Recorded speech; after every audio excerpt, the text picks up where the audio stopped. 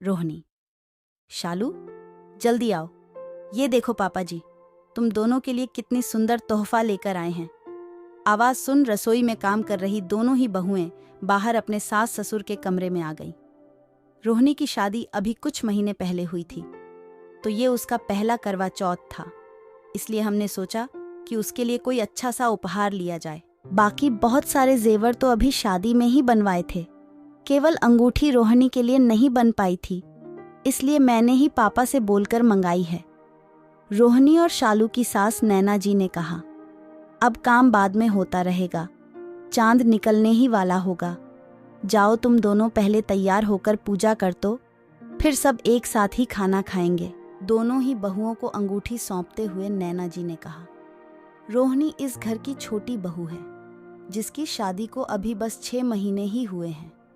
अपने पहले करवा चौथ पर सास ससुर से इतना महंगा तोहफा प्यार स्वरूप पाकर उसकी तो खुशी का ठिकाना ही नहीं था। उसने तुरंत ही अपने मायके फोन घुमाकर अपनी माँ से अपने नए घर और ससुराल वालों की खूब तारीफ करी। वहीं दूसरी तरफ शालू की शादी को काफी साल हो चुके हैं जब से उसे उसकी सास नैना जी ने अंगूठी थमाई है। उसे उसकी जरा सी भी खुशी नहीं थी।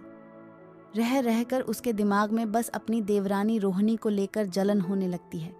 6 साल हो गए हैं मेरी शादी को, ऐसे 6 करवा चौथ निकल गए, पर मुझे तो आज तक किसी तीज त्योहार पर कभी कोई उपहार नहीं दिया। और अब जब लाडले बेटे की लाडली बहू आ गई है तो उपहार आने शुरू हो गए। शालू ने भी तुरंत ही फोन घुमाकर अपनी माँ को सारी बात बता दी। 2 बहुओं के हो जाने से ऐसी छोटी मोटी बातें तो घर में होती ही रहती हैं। अभी तो शुरुआत है, आगे चलकर ऐसे बहुत से मोड़ आएंगे।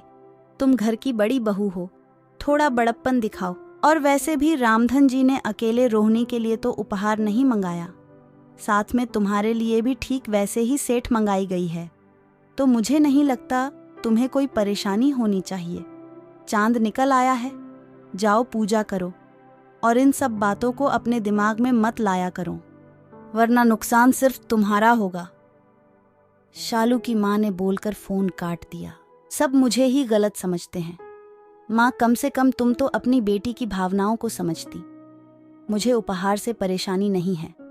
मुझे दुख इस बात का है कि अभी तक अपनी बड़ी बहू के लिए कोई उपहार आज तक क्यों नहीं आया। शालू ने रोते रोते अपने आप से कहा। तभी रोहिणी ने आवाज दी, भाभी, आप अभी तक तैयार नहीं हुई? चांद निकल आया है, जल्दी कीजिए, सब लोग आपका बाहर इंतजार कर रहे हैं। शालू जल्दी से तैयार होकर बाहर गई। पूजा किया, व्रत थोड़ा सब लोग पूजा कर एक ही साथ खाना खाया। माँ, सारे दोस्त कॉफी के लिए कैफे जा रहे, मैं और रोहिणी भी साथ होकर आते हैं। थोड़ी देर में आ जाएंगे छोटे बेटे। रवि अपनी माँ नैना जी से बोला, सब समझती हूँ मैं, सारे दोस्त जा रहे हैं या तू अपनी पत्नी को कहीं ले जाना चाहता है। नैना जी ने हंसते हुए कहा, जल्दी घर आना और बहू से बोलना सारे जेवर उतार कर जाए, क्योंकि जमाना सही नहीं और आने में रात भी हो जाएगी। उन दोनों के घर से जाने के बाद नैना जी ने बड्ढी बहू शालू को अपने कमरे में बुलाया।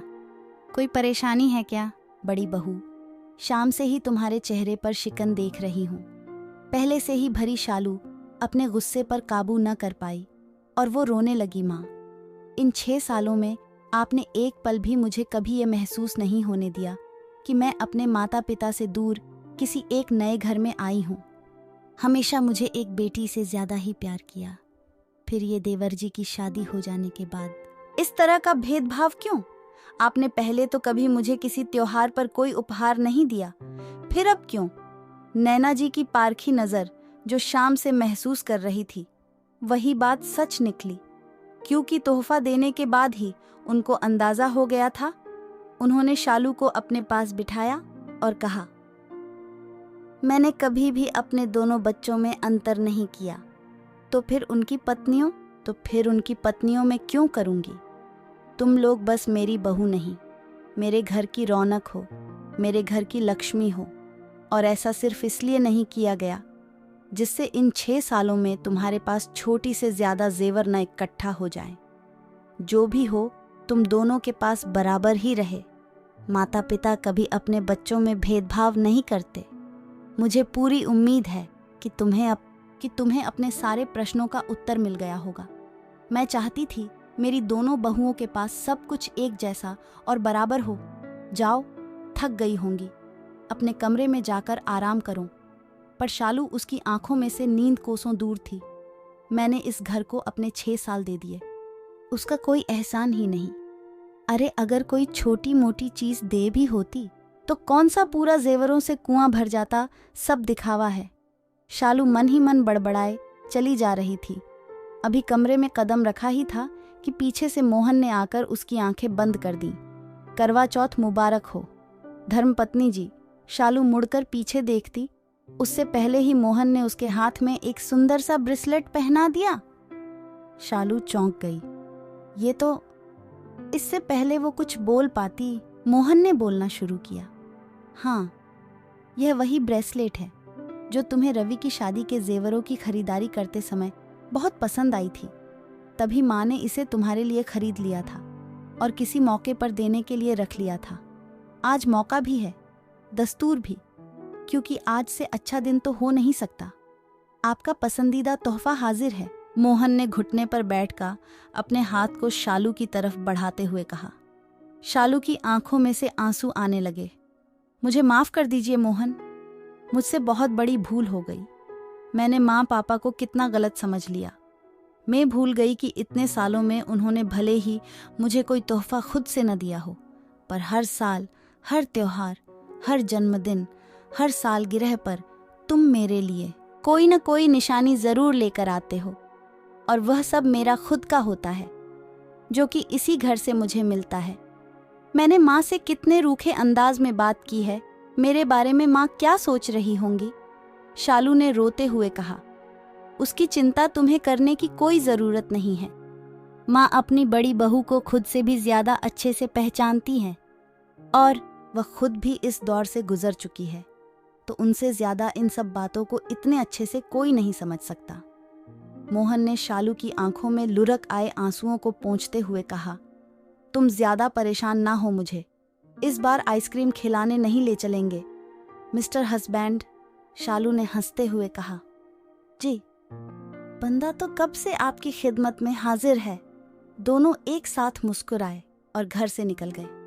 सुबह सब कामों से फुर्सत के बाद जब शालू ने देखा सासू माँ अकेले हैं, अपने कमरे में से उनके पास गई और बोली, माँ मुझे माफ़ कर दे, मैंने आपको कितना गलत समझा, आपसे गुस्से में बात की। नैना जी ने शालू का हाथ अपने हाथ में लेते हुए बोली, मुझे पता है मेरी बेटी का दिल बहुत साफ है, वो अपनी माँ से कभी नाराज नहीं हो सकती। शालू ने नैना जी को खींचकर गले लगा लिया। दोनों सास बहू मुस्कुरा दी। दोस्तों, ये एक नहीं शायद हर संयुक्त परिवार की कहानी है।